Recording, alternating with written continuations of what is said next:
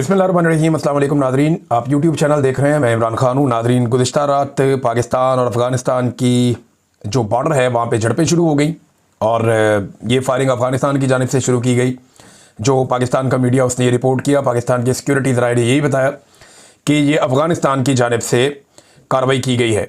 अच्छा, इसमें जो इंटरनेशनल मीडिया है वो भी यही कह रहा है कि ये अफ़गानिस्तान की पहले रिटेलिएशन है। और वो रिटेलिएशन का लफ्ज़ इसलिए इस्तेमाल कर रहे हैं कि आज से 2 दिन पहले पाकिस्तान ने काबुल के नज़दीक एक अटैक किया था, जिसमें पाकिस्तान के सिक्योरिटी ज़राए ये दावा कर रहे थे कि टीटीपी के सरबराह को नूर वली महसूद को मार दिया गया है, लेकिन अभी तक उसकी कोई कंफर्मेशन अफ़गानिस्तान से बाद में आई नहीं। कुछ और दहशतगर्दों का नाम लिया गया, लेकिन वो दहशतगर्द 2018 और 2019 में, यानी आज से 7 और 8 साल पहले मारे जा चुके हैं और उनकी खबरें मरने की पहले ही चल चुकी हैं। अब इस इंसिडेंट के बाद पहले अफ़गान मीडिया या अफ़गानिस्तान की हुकूमत की जानिब से धमकी अवेज़ रवैया इख्तियार किया गया और उन्होंने इसकी मजम्मत भी की। उन्होंने कहा जी पाकिस्तान हमारे जो टेरिटरी है उसके अंदर आके खिलाफ वर्जी कर रहा है। और फिर उन्होंने रशिया का और साथ में उन्होंने अमेरिका का मिसाल भी दिया कि उनके साथ इन्होंने बड़ी लंबी जंगें लड़ी हैं। देखिए, अफ़गानिस्तान एक ख़ास तरह की लंबी जंग तो वो लड़ देते हैं, लेकिन पाकिस्तान ने एक जंग में उन्हें भरपूर सपोर्ट दी और दूसरी जंग उन्होंने खुद ही लड़ी है, लेकिन तब तक वो बहुत ट्रेंड हो चुके थे। जो उन्होंने नेटो के खिलाफ एक लंबी लगभग 20 साल की एक लड़ाई लड़ी है अफ़गान तालिबान ने। बहरहाल अब हुआ ये कि उसके बाद अफ़गानिस्तान ने पाकिस्तान के बॉर्डर के ऊपर मुख्तलिफ इलाकों से अटैक किया।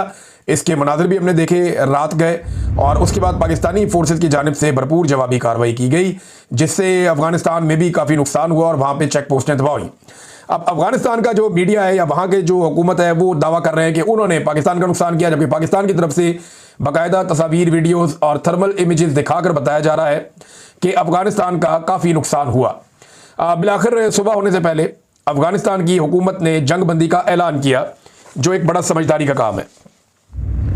अफ़गान गवर्नमेंट ने कहा जी जंगबंदी का हम ऐलान करते हैं और हम उम्मीद करते हैं कि दोबारा अब लड़ाई नहीं होगी और पाकिस्तान की तरफ से कोई हमारे ऊपर जवाबी कार्रवाई नहीं की जाएगी। ये अब अफ़गानिस्तान ने उसके बाद जंगबंदी की है, लेकिन पाकिस्तान इस बीच में बड़ा तगड़ा जवाब दे चुका था।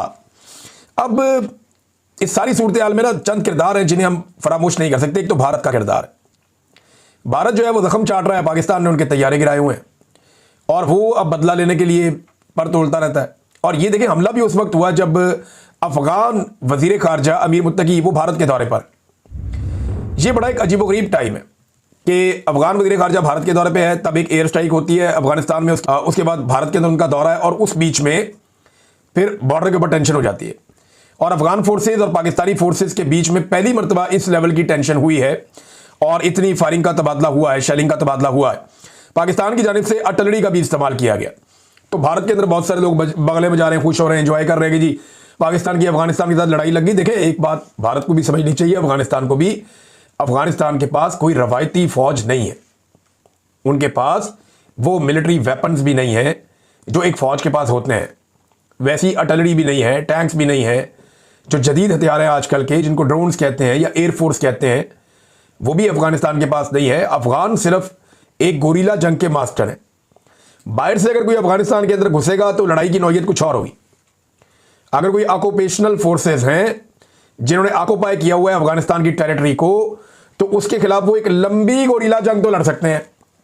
और गोरीला जंग में यह है कि आपने छुपे रहना, जब आपका दाव लगे आपने दाव लगा लेना है। लेकिन जब आप एक मुल्क की फौज होते हैं तो आपके पास बहुत सारी ऐसी चीजें होनी चाहिए जो हकीकतन इस वक्त अफगानिस्तान के पास नहीं है।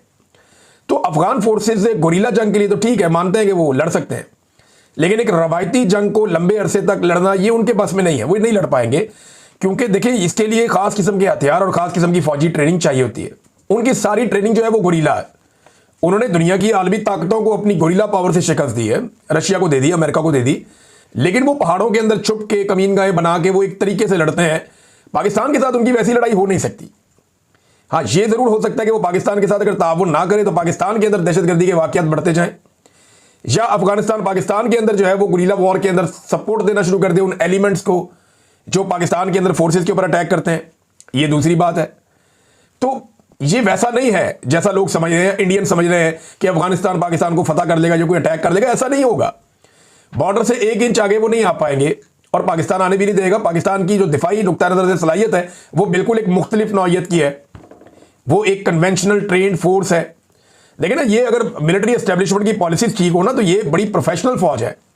पाकिस्तान की फौज इस खित्ते की मजबूत तरीन और प्रोफेशनल फौज है जिसके पास बेहतरीन हथियार है। तो एक तो इसमें आप याद रखें भारत का किरदार है। भारत हवा भरने की कोशिश करता है कि लड़ाई हो जाए, किसी तरह पाकिस्तान एंगेज हो जाए। भारत भी यह जानता है कि अफगानिस्तान के पास उस नौइयत के हथियार या ट्रेनिंग नहीं है कि वो बॉर्डर से कोई बहुत बड़ा दबाव डाले, लेकिन भारत यह जानता है कि अफगानिस्तान एंगेज कर सकता है और उसके जरिए से पाकिस्तान के अंदर के हालात खराब कराए जा सकते हैं। जैसा कि माजी में परवेज मुशर्रफ के दौर में परवेज मुशर्रफ ने कहा था कि भारत के अफगानिस्तान के बॉर्डर के साथ साथ ट्रेनिंग कैंप्स हैं जहां से दहशतगर्द ट्रेंड होते हैं, वो पाकिस्तान में आते हैं और आकर दहशतगर्दी करते हैं। यह परवेज मुशर्रफ ने कहा था। तो उस वक्त क्योंकि अफगानिस्तान के अंदर जो हुकूमत थी वो हमारे बहुत खिलाफ थी पाकिस्तान के, लिहाजा हमारी बात नहीं बन रही थी।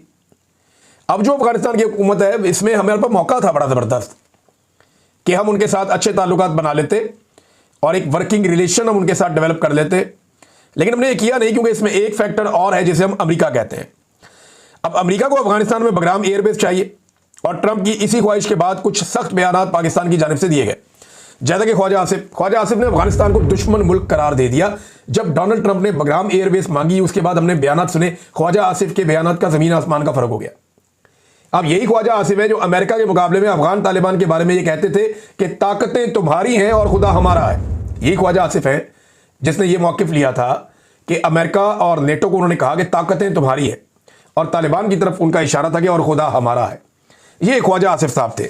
लेकिन वही ख्वाजा आसिफ साहब ने जब एस्टेब्लिशमेंट के जूते पकड़े तो फिर उन्होंने कहा जी कि नहीं, अब क्योंकि एस्टेब्लिशमेंट अमेरिका को खुश रखना चाहती है, तो जैसे ही अमेरिका को बगराम एयरबेस की याद आई और डोनाल्ड ट्रंप ने उस ख्वाहिश का इजहार किया तो ख्वाजा आसिफ ने यह कह दिया कि अफगानिस्तान हमारा दुश्मन मुल्क है।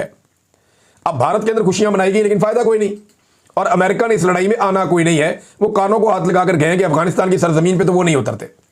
हाँ, ये है कि पाकिस्तान में कोई अड्डा वड्डा उनको मिल जाए, यहां से जाके वहां अटैक करके वापस आ जाए, अलग बात है। वहां उस सरजमीन पे वो नहीं उतरते, वहां वो जाएंगे नहीं। अब ट्रंप जो है उसके बाद एक और मौका था गुज़िश्ता रात, तालिबान ने खुद ही जंगबंदी कर दी, वरना ट्रंप फायदा उठा सकता था और वो ये कह सकता था कि एक साल में मैंने 9 जंगें रुकवाई हैं। इससे पहले वो 8 जंगों का दावेदार है, 9वीं जंग का भी मौका मिला हुआ था रात को। अगर ट्रंप को जगाकर ये कहा जाता, फौरी तौर पर कहा जाता कि जनाब आप इसमें मुदाखलत करें, तो फिर ये जंगबंदी भी अपने खाते में डोनाल्ड ट्रंप डाल सकते थे। अच्छा नाज़रीन, इसमें कुछ चीज़ें और हैं वो हमें याद रखनी पड़ेगी। गल्फ ममालिक जो है उनका बड़ा इंपॉर्टेंट रोल है क्योंकि दोनों मुसलमान मुल्क हैं जिनमें लड़ाई हुई है। पाकिस्तान अफगानिस्तान को हमेशा अपना ब्रादर इस्लामी मुल्क कहता रहा है। पाकिस्तान ने बड़ी कुर्बानी दी है, बहुत बड़ी तादाद में अफगान मुहाजिरीन को पाकिस्तान में जगह दी है। जब रशिया ने अटैक किया तब भी और जब अमेरिकन ने अटैक किया तब भी ये मिलियंस के अंदर लोग पाकिस्तान में रहते रहे और वापस भी गए हैं। तो पाकिस्तान इनके साथ बेहतरीन ताल्लुकात बना सकता था, रख सकता था, लेकिन पाकिस्तान का वज़ीर ख़ारजा जो बिलावल था, इमरान खान का रिजीम चेंज हुआ तो इमरान खान का नुक्ता नज़र था कि अफगानिस्तान के साथ ऐसा ताल्लुक बनाया जाए कि दहशतगर्दी का मसला हमेशा ख़त्म किया जाए और उस पर काम हो रहा था। लेकिन बिलावल ने पूरी दुनिया का ट्रैवल किया, अफगानिस्तान का ट्रैवल नहीं किया। और गल्फ ममालिक की जानिब से 2 ममालिक का स्टेटमेंट मेरे सामने पड़ा हुआ है, एक सऊदी अरब का और एक ओमान का।